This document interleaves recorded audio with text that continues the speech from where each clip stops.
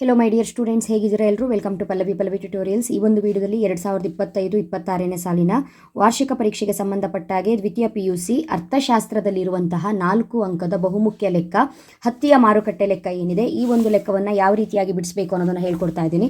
ಕ್ವಶನಲ್ಲಿ ಏನೇನು ಇನ್ಫಾರ್ಮೇಷನ್ ಕೊಟ್ಟಿರ್ತಾರೆ ಅದನ್ನು ಕರೆಕ್ಟಾಗಿ ಬರ್ಕೊಳ್ಬೇಕು.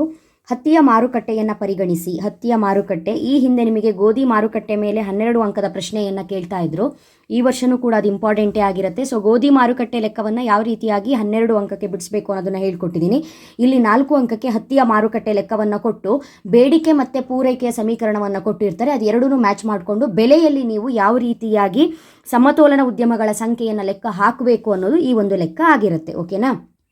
ಫಸ್ಟು ಹತ್ತಿಯ ಮಾರುಕಟ್ಟೆಯನ್ನು ಪರಿಗಣಿಸಿ ಅಂತ ಹೇಳಿದರೆ, ಹತ್ತಿಯ ಬೇಡಿಕೆ ರೇಖೆ ಕೊಟ್ಟಿದ್ದಾರೆ. ಬೇಡಿಕೆ ರೇಖೆ ಇದನ್ನು ಕರೆಕ್ಟಾಗಿ ಮಾರ್ಕ್ ಮಾಡ್ಕೊಳ್ಳಿ, ಮೈಂಡಲ್ಲೇ ಮಾರ್ಕ್ ಮಾಡಿಟ್ಕೊಳ್ಬೇಕು. ಕ್ವಶನ್ ಪೇಪರ್ ಮೇಲೆ ಮಾರ್ಕ್ ಮಾಡೋ ಹಾಗಿಲ್ಲ.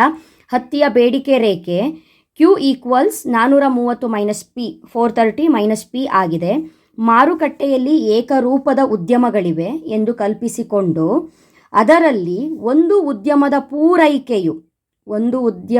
ಪೂರೈಕೆ ಸಮೀಕರಣ ಇದು. Q = 20 + P ಆಗಿರುತ್ತದೆ. ಬೆಲೆ ಎಷ್ಟು? 30 ರೂಪಾಯಿ. ಈ ಬೆಲೆ ತುಂಬಾ ಮುಖ್ಯ. ಯಾಕಂತ ಹೇಳಿದ್ರೆ ಬೇಡಿಕೆ ಮತ್ತು ಪೂರೈಕೆಯನ್ನು ಅಡ್ಜಸ್ಟ್ ಮಾಡೋದು ಬೆಲೆಯ ಮೊತ್ತದಲ್ಲೇ. ಹಾಗಾಗಿ ಬೆಲೆ ಏನಿದೆ ಅದು ತುಂಬ ಇಂಪಾರ್ಟೆಂಟು. ಸಮತೋಲನ ಉದ್ಯಮಗಳ ಸಂಖ್ಯೆಯನ್ನು ಲೆಕ್ಕ ಹಾಕಿ ಅಂತ ಹೇಳಿದರೆ, ಎಷ್ಟು ಸಿಂಪಲ್ ಲೆಕ್ಕ ಅಂತ ಹೇಳಿದ್ರೆ, ಇಲ್ಲಿ ಕೊಟ್ಟಿರುವಂತಹ 2 ಈಕ್ವೇಷನ್ ಸಿಕ್ಕಿದೆಯಾ ನಿಮಗೆ? ಒಂದು ಬೇಡಿಕೆದು, ಇನ್ನೊಂದು ಪೂರೈಕೆದ್ದು. ಕರೆಕ್ಟಾಗಿ ನೆನ್ಪಿಟ್ಕೊಳ್ಳಿ. ಕೊಟ್ಟಿರುವಂಥ ಇನ್ಫಾರ್ಮೇಷನ್ನ ಫಸ್ಟು ಬರ್ಕೊಳ್ಳಿ. ಇವಾಗ ವಿಭಾಗ ಸಿ, ಸೆಕ್ಷನ್ ಸಿ, ಪ್ರಶ್ನೆ ಸಂಖ್ಯೆ ಎಷ್ಟಿದೆ? ಇದರಲ್ಲಿ 30 ಇದೆ. ಪ್ರಶ್ನೆ ಸಂಖ್ಯೆ ಕರೆಕ್ಟಾಗಿ ಬರೀಬೇಕು. ಹತ್ತಿ ಮಾರುಕಟ್ಟೆ ಲೆಕ್ಕ, ಹತ್ತಿ ಮಾರುಕಟ್ಟೆ ಬರ್ಕೊಳ್ಳಿ. ಆ ನಂತರ ಈ ಒಂದು ಲೆಕ್ಕದಲ್ಲಿ ಕೊಟ್ಟಿರುವಂತಹ ಮೊದಲನೇ ಇನ್ಫಾರ್ಮೇಷನ್ ಏನು? ಬೆಲೆ. ಎಷ್ಟಂತ ಕೊಟ್ಟಿದ್ದಾರೆ? ಬೆಲೆ 30 ರೂಪಾಯಿ. ಇದನ್ನು ಫಸ್ಟು ಬರ್ಕೊಳ್ಬೇಕು ನೀವು, ಬೆಲೆ 30. ನೆಕ್ಸ್ಟು ಬೇಡಿಕೆ ಕೊಟ್ಟಿದ್ದಾರೆ, ಬೇಡಿಕೆ ಅಂತ ಬರ್ಕೊಳ್ಳಿ. ಇಲ್ಲಿ ಬೇಡಿಕೆ ಕೊಟ್ಟಿರೋದು ಯಾವುದು? ಹತ್ತಿಯ ಮಾರುಕಟ್ಟೆಯನ್ನು ಪರಿಗಣಿಸಿ ಹತ್ತಿಯ ಬೇಡಿಕೆ ರೇಖೆ ಎಷ್ಟು? Q = 430 - P. ನೆಕ್ಸ್ಟು ಪೂರೈಕೆ ರೇಖೆ ಎಷ್ಟು? ಪೂರೈಕೆ ರೇಖೆ ಬರಿಬೇಕು. ಪೂರೈಕೆ ರೇಖೆ, ಬೇಡಿಕೆ ರೇಖೆ ಹೇಳಿ. ಪೂರೈಕೆ ರೇಖೆ ಎಷ್ಟಿದೆ? Q = 20 + P. ಈ ಮೈನಸ್ಸು ಪ್ಲಸ್ಸು ಕರೆಕ್ಟಾಗಿ ನೋಡ್ಕೊಳ್ಬೇಕು. ಇಲ್ಲಿ ನೀವು ರಾಂಗ್ ಮಾಡೋ ಹಾಗಿಲ್ಲ. ಸೊ ಇದಿಷ್ಟು ಇನ್ಫಾರ್ಮೇಷನು ಲೆಕ್ಕದಲ್ಲೇ ಕೊಟ್ಟಿದ್ದು. ಬೆಲೆ ಕೊಟ್ಟಿದ್ದಾರೆ, ಬೇಡಿಕೆ ಆ ಕಡೆ ಈ ಕಡೆ ಮಾಡ್ಕೊಳ್ಬೇಡಿ, ಮತ್ತು ಲೆಕ್ಕವನ್ನು ಕರೆಕ್ಟಾಗಿ ಓದ್ಕೊಳ್ಳಿ. ಹತ್ತಿಯ ಮಾರುಕಟ್ಟೆಯನ್ನು ಪರಿಗಣಿಸಿ ಹತ್ತಿಯ ಬೇಡಿಕೆ ರೇಖೆ ಇದು. ಆಯಿತಾ? ಇವಾಗ ಲೆಕ್ಕ ಸ್ಟಾರ್ಟ್ ಮಾಡೋಣ. ಫಸ್ಟ್ ಒನ್ನು ಹತ್ತಿಯ ಬೇಡಿಕೆ ರೇಖೆ.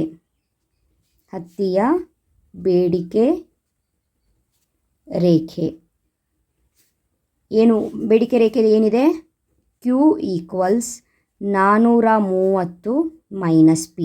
430ಕ್ಕೆ 430 ಬರೀರಿ, ಮೈನಸ್ಸಿಗೆ ಮೈನಸ್. P ಅಂತ ಹೇಳಿದ್ರೆ ಏನು? ಪ್ರೈಸ್, ಬೆಲೆ. ಬೆಲೆ ಎಷ್ಟು ಈ ಲೆಕ್ಕದಲ್ಲಿ ಕೊಟ್ಟಿರೋದು? 30. ಸೊ ಆ 30ನ್ನು ಇಲ್ಲಿ ಬರೀರಿ. 430ರಲ್ಲಿ 30 ಹೋದರೆ ಎಷ್ಟು? 400. ಒಂದು ಮುಗೀತು. ಇನ್ನೊಂದು B, ಪೂರೈಕೆ, ಹತ್ತಿಯ ಪೂರೈಕೆ ರೇಖೆ. ಹತ್ತಿಯ ಪೂರೈಕೆ ರೇಖೆ ಏನಿದೆ? ಈಕ್ವೇಷನ್ನು Q = 20 + P ಇದೆ. 20ಕ್ಕೆ 20 ಬರೀರಿ, ಪ್ಲಸ್ಸಿಗೆ ಪ್ಲಸ್ ಬರೀರಿ. P ಎಷ್ಟು ಈ ಲೆಕ್ಕದಲ್ಲಿ? 30. ಒಟ್ಟು ಎಷ್ಟಾಯಿತು? 50 ಆಯಿತು. ಸರಿನಾ? ಇದಿಷ್ಟು ಬರ್ಕೊಂಡಾದ್ರ ಮೇಲೆ ಅವ್ರ ಪ್ರಶ್ನೆಯನ್ನು ಏನು ಕೇಳಿದ್ದಾರೆ? ಇವಾಗ ಸಮತೋಲನ ಉದ್ಯಮಗಳ ಸಂಖ್ಯೆಯನ್ನು ಲೆಕ್ಕ ಮಾಡಿ ಅಂತ ಕೇಳಿದ್ದಾರೆ. ನೀವು ಅದಕ್ಕೊಂದು ಸೂತ್ರವನ್ನು ಬರ್ಕೊಳ್ಬೇಕು. ಸಮತೋಲನ ಉದ್ಯಮಗಳ ಸಂಖ್ಯೆ, ಅಥವಾ ಇದನ್ನು ಏನಂತ ಕರಿತೀವಿ? N0 ಕರಿತೀವಿ. ಈಕ್ವಲ್ಸ್, ಇದಕ್ಕೆ ಸೂತ್ರ ಬರಿಬೇಕು. Q0 / Q0F. ಆಯಿತಾ? ಇವಾಗ Q0 ಅಂತ ಹೇಳಿದ್ರೆ ಯಾವುದು? ಫಸ್ಟು ನೀವು ಬೇಡಿಕೆ ಏನು ಕಂಡುಹಿಡ್ತಿದ್ರಲ್ಲ, ಇಲ್ಲಿ ಬೇಕಾದರೆ ನಿಮಗೆ ಗೊತ್ತಾಗಲಿ, ಬೇಡಿಕೆಗೆ ಅಂತ ಬರ್ಕೊಳ್ಳಿ, ಇದು ಪೂರೈಕೆಗೆ ಅಂತ ಬರ್ಕೊಳ್ಳಿ. ಆಯಿತಾ? Q0 ಬೇಡಿಕೆಗೆ ಎಷ್ಟು ಬಂದಿದೆ ನಿಮಗಿಲ್ಲ ಆನ್ಸರು? 400 ಬಂದಿದೆ, ಬರ್ಕೊಳ್ಳಿ. ಪೂರೈಕೆಯಲ್ಲಿ ಎಷ್ಟು ಬಂದಿದೆ? 50 ಬಂದಿದೆ, ಬರ್ಕೊಳ್ಳಿ. ಇವಾಗ ಈ ಝೀರೋ ಕ್ಯಾನ್ಸಲ್ ಆಗುತ್ತೆ, ಕ್ಯಾಲ್ಕುಲೇಟ್ರಲ್ಲಿ ಮಾಡಬಹುದು. 5 1 5 8 ಕರೆಕ್ಟಾ? 8. ಉತ್ತರ ಎಷ್ಟು ಬಂತು? 8. ಸಮತೋಲನ ಉದ್ಯಮಗಳ ಘಟಕಗಳ ಸಂಖ್ಯೆ ಫುಲ್ ಬರೀರಿ. ಸಮತೋಲನ ಉದ್ಯಮಗಳ ಘಟಕಗಳ ಸಂಖ್ಯೆ 8. ಇಷ್ಟು ಮಾಡಿದ್ರೆ ಮುಗೀತು. ಅವ್ರು ಯಾವ ನಂಬರ್ ಕೊಟ್ಟಿರ್ತಾರೆ, ಯಾವ ಈಕ್ವೇಷನ್ ಕೊಟ್ಟಿರ್ತಾರೆ ಅಂತ ನೋಡ್ಕೊಂಡ್ರಾಯ್ತು. ಮೈನಸ್ಸು ಪ್ಲಸ್ಸು ಎರಡೂ ಪ್ಲಸ್ ಈಕ್ವೇಷನ್ನೇ ಕೊಡಬಹುದು, ಎರಡು ಮೈನಸ್ ಈಕ್ವೇಷನ್ನೇ ಕೊಡ್ಬೋದು. ಕರೆಕ್ಟಾಗಿ ಅವ್ರು ಕೊಟ್ಟಿರೋದನ್ನು ಬರ್ಕೊಳ್ಳಿ. ಬೆಲೆ 30 ಇರೋದು ಬೆಲೆ 20 ಆಗ್ಬೋದು. ಇಲ್ಲಿ 430 ಮೈನಸ್ ಪಿ ಇರೋದು 130 ಮೈನಸ್ ಪಿ ಆಗ್ಬೋದು, ಅಥವಾ 430 ಪ್ಲಸ್ ಪಿ ಆಗ್ಬೋದು. ಇಲ್ಲಿ 20 ಪ್ಲಸ್ ಪಿ ಇರೋದು 30 ಮೈನಸ್ ಪಿ ಆಗ್ಬೋದು. ಸೊ ಏನಾಗಿದೆ ನೋಡ್ಕೊಳ್ಳಿ. ಫಸ್ಟು ಬೇಡಿಕೆಗೂ ಪೂರೈಕೆಗೂ ಅಡ್ಜಸ್ಟ್ ಮಾಡಿಕೊಂಡು ಬಂದಿರೋದನ್ನು, ಬೇಡಿಕೆಗೆ ಬಂದಿರುವಂತಹ ನಂಬರ್ನ ಮೇಲೆ ಪೂರೈಕೆ ಬಂದಿರುವಂಥ ನಂಬರ್ನ ಡಿನಾಮಿನೇಟರಲ್ಲಿ ಹಾಕ್ಕೊಂಡು ಡಿವೈಡ್ ಮಾಡಿದ್ರಾಯಿತು, ನಿಮಗೆ ಘಟಕಗಳ ಸಂಖ್ಯೆ ಸಿಗತ್ತೆ. ಓಕೆನಾ ಮಕ್ಕಳೇ? ಇದಿಷ್ಟು ಕೂಡ 4 ಅಂಕವನ್ನು ಈಸಿಯಾಗಿ ಪಡೆದುಕೊಳ್ಳುವಂಥದ್ದು. ಸೊ ತುಂಬ ಈಸಿ ಇದೆ. ಸಮತೋಲನ ಉದ್ಯಮಗಳ ಸಂಖ್ಯೆಯನ್ನು ಲೆಕ್ಕ ಮಾಡಿ ಅಂತ ಹೇಳಿದ್ರೆ ಈ ರೀತಿಯಾಗಿ 2 ಈಕ್ವೇಷನ್ ಉಪಯೋಗಿಸ್ಕೊಂಡು ಕೊಟ್ಟಿರುವಂತಹ ಬೆಲೆಯಲ್ಲಿ ಲೆಕ್ಕವನ್ನು ಮಾಡ್ಬೋದು. ಸೊ ಇದ್ರ ಜೊತೆಗೆ ಇನ್ನುಳಿದ ಎಲ್ಲ ಲೆಕ್ಕಗಳು ಏನಿದೆ ನಿಮ್ಮ ಎಕನಾಮಿಕ್ಸಲ್ಲಿ ಅವೆಲ್ಲವೂ ಕೂಡ ವಾರ್ಷಿಕ ಪರೀಕ್ಷಾ ದೃಷ್ಟಿಯಿಂದ ಇಂಪಾರ್ಟೆಂಟೇ ಆಗಿರುತ್ತೆ. ಆ ವೀಡಿಯೋಸ್ಗಳನ್ನ ವಾಚ್ ಮಾಡ್ಕೊಳ್ಳಿ. ಮುಂದಿನ ವೀಡಿಯೋದಲ್ಲಿ ಮತ್ತೆ ಸಿಗ್ತೀನಿ. ಅಲ್ಲಿವರೆಗೂ ಚೆನ್ನಾಗಿ ಓದ್ಕೊಳ್ಳಿ. Thank you. All the best.